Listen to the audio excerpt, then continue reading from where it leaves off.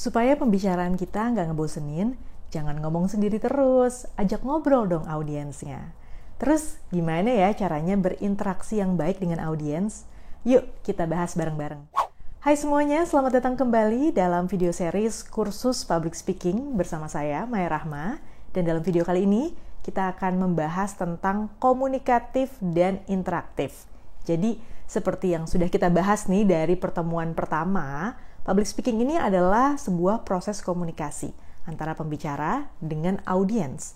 Dan karena ini tuh bukan pertunjukan seni, melainkan adalah sebuah proses komunikasi, maka interaksi antara pembicara dan lawan bicaranya, yaitu audiens, ini sangat dibutuhkan. Agar audiens merasa menjadi bagian yang penting dari suatu forum ataupun suatu acara. Statistik juga membuktikan bahwa tidak adanya interaksi dalam sebuah kegiatan public speaking bisa menurunkan atensi audiens setidaknya 14%. Angka penurunan atensi ini akan semakin naik dengan semakin lamanya durasi kita berbicara di depan. Jadi, saat melakukan kegiatan public speaking atau berbicara di depan umum sebagai pembicara nih, kita jangan asik sendiri ngomong terus, tapi berikanlah kesempatan audiens juga untuk berbicara. Kalau enggak, lama-lama audiens akan bosan dan kehilangan excitement-nya untuk mendengarkan kita berbicara. Sebagai pembicara, tentu kita punya porsi yang lebih ya untuk berbicara, tapi bukan berarti kita ambil semua. Berinteraksilah dengan penonton. Dan ada banyak banget cara untuk membuat pembicaraan kita jadi lebih komunikatif dan interaktif. Mari kita bahas satu persatu. Pertama, kamu bisa menyampaikan salam. Halo, selamat pagi, atau salam khusus suatu budaya atau agama. Semakin spesifik, semakin baik. Makanya, kalau di acara umum nih di Indonesia, biasanya dimulai dengan salam 6 agama. Assalamualaikum warahmatullahi wabarakatuh. Salam sejahtera bagi kita semua. Shalom, Om Swastiastu, Namo Buddhaya, dan salam kebajikan. Biar semuanya terasa disapa. Tapi kalau misalnya acaranya spesifik nih penontonnya, kayak acara buka puasa bersama, ya kita nggak perlu salam 6 agama ya, cukup satu agama aja karena itu adalah acara yang sangat spesifik aja, itu acara umat muslim ya. Oke, itu satu ya cara kita berinteraksi dengan audiens. Simple aja dulu, ucapkan salam sespesifik mungkin. Kedua, kita juga bisa menyapa langsung audiensnya. Again, semakin spesifik, semakin baik. Misalnya, selamat datang rekan-rekan mahasiswa dari Ilmu Komunikasi Universitas Indonesia. Atau, selamat datang ibu-ibu PKK Desa Tanjung Putri, Kecamatan Arut Selatan, Kabupaten Kota Waringin Barat, Provinsi Kalimantan Tengah. Dengan disapa sespesifik mungkin, mereka akan merasa dihargai. Ah, itu saya tuh yang lagi disebut sama pembicaranya. Makanya di acara-acara gitu, biasanya pembawa acara atau MC-nya suka untuk memeriahkan suasana, suka nanya nih ke audiensnya. Mana yang dari Jakarta? Mana yang dari Bekasi? Yang dari Tangerang? Mana suaranya? Nah, itu biar audiens itu merasa terpanggil dan dia jadi tune in ke acaranya. Jadi jangan lupa untuk menyapa audiens sespesifik mungkin. Berikutnya, kamu juga bisa berinteraksi dengan audiens dengan cara bertanya. Berikan pertanyaan retorika, pertanyaan yang mudah dijawab, nggak terlalu penting sebenarnya, tapi bisa memecah kekakuan di ruangan. Misalnya, bagaimana kabarnya hari ini Bapak dan Ibu? Atau bagaimana Bapak dan Ibu sudah siap belajar bersama di sini? Atau siapa di sini yang punya cita-cita jadi presiden? Disesuaikan lah ya sama konteks acaranya. Tapi yang harus dipastikan adalah ketika kamu bertanya, pastikan kamu tahu bagaimana cara merespon jawaban dari mereka. Jadi disiapkan dulu responnya. Kira-kira kalau mereka jawab A, kamu harus gimana? Atau kalau mereka jawab B, kamu harus ngomong apa? Karena kalau nggak disiapin, bisa-bisa nanti jadi awkward.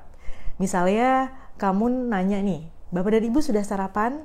Kamu kira mereka semua akan jawab, sudah. Ternyata banyak yang jawab tidak. Nah, kamu jadi bingung kan gimana cara ngejawabnya, jadi awkward. So, pikirkan kamu mau respon seperti apa. Untuk pertanyaan tadi misalnya sudah sarapan semua? Kalau jawabannya sudah, kamu siapkan, kamu bakalan bilang, wah berarti sudah siap ya untuk menjalani hari ini. Terus kalau misalnya jawabannya belum, kamu juga bisa bilang, wah belum ya? Kalau gitu gimana kalau kita sarapan ilmu nih pagi ini? Luar biasa kan? Nah kayak gitu kurang lebih. Jadi dipikirkan bagaimana cara meresponnya.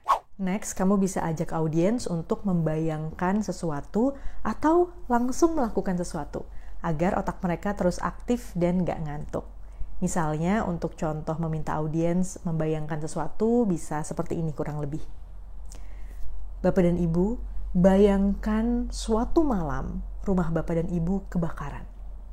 Apinya berkobar begitu besar dan dalam situasi genting ini Bapak dan Ibu hanya bisa menyelamatkan 3 hal.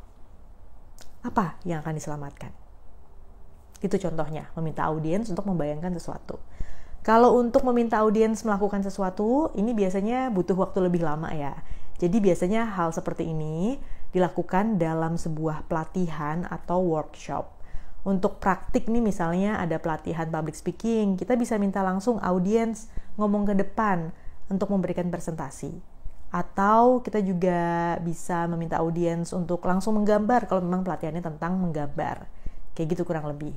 Dan selain itu, kalau memang durasi bicara atau pelatihannya ini lama, kita bisa loh menyelipkan ice breaking. Jadi kita minta audiens untuk melakukan sesuatu seperti dancing atau tarian yang mudah diikuti, ini biar seru, kita minta mereka untuk nari. Atau mungkin kita lakukan game simple, minta mereka untuk nyanyiin yel-yel atau jargon. Nah, dengan demikian mereka akan aktif dan otaknya juga nggak ngantuk sehingga siap untuk mendengarkan materi selanjutnya. Jadi lebih fresh. Selanjutnya, ketika sudah masuk ke materi, tentu jangan takut untuk berinteraksi dengan audiens. Kamu bisa memberikan kesempatan mereka untuk bertanya, atau kalau misalnya nggak ada yang bertanya, kamu bisa balik nih, bertanya kepada audiensnya. Minta opini atau pendapat mereka. Tapi ingat, jangan terlalu sulit. Karena kalau terlalu sulit, biasanya audiens ragu-ragu mau jawab. Karena mereka tuh takut kelihatan bodoh di depan umum. Ingat, ini kan forum publik, banyak yang nonton. Terakhir, yang harus diperhatikan dalam proses interaksi dengan audiens ini adalah think before you act. Dipikirin dulu, kira-kira kalau saya ngomong begini, dia marah nggak ya? Atau dia sebel nggak ya? Kalau saya bicara seperti ini, ethical nggak ya? Karena again, ini adalah forum publik. Interaksinya bukan hanya terjadi antara kita nih sebagai pembicara dengan satu orang. Tapi ini ada puluhan atau mungkin ratusan ribuan penonton yang menyaksikan hal tersebut. Jadi be careful on what you say. Jangan menyakiti atau mempermalukan audiens. Kalau misalnya nih kita bertanya, terus ada audiens yang mencoba menjawab, lalu jawabannya ini misalnya aneh ya. Jangan langsung ngomong, ibu nggak bener nih, ibu ngaco. Tapi be considerate. Kamu bisa bilang, wah menarik ya idenya, saya baru dengar tentang ide ini. Ada pendapat lain? Misalnya seperti itu. So, jangan lupa untuk think before you act. Jangan sampai menyakiti perasaan audiens. Baiklah, itu dia cara untuk berinteraksi dengan audiens. Apa saja tadi? Mari kita rekap. Pertama, kita bisa sampaikan salam, menyapa audiens dengan sespesifik mungkin, memberikan pertanyaan retorika, mengajak audiens membayangkan atau melakukan sesuatu, memberikan kesempatan audiens untuk bertanya, atau mungkin kita yang menanyakan hal yang mudah dijawab, nggak terlalu sulit nih untuk audiensnya. Dan jangan lupa think before you act.